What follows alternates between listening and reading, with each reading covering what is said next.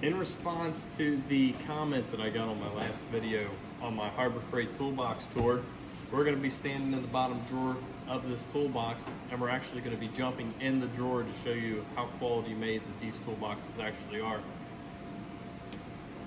So we're going to be standing in this drawer right here.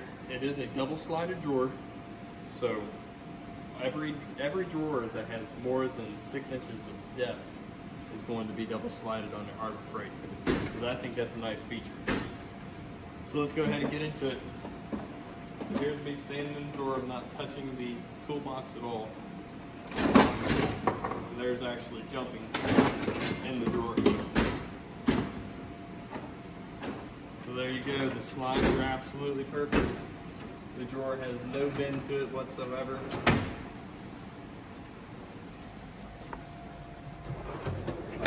So it's up to you guys to decide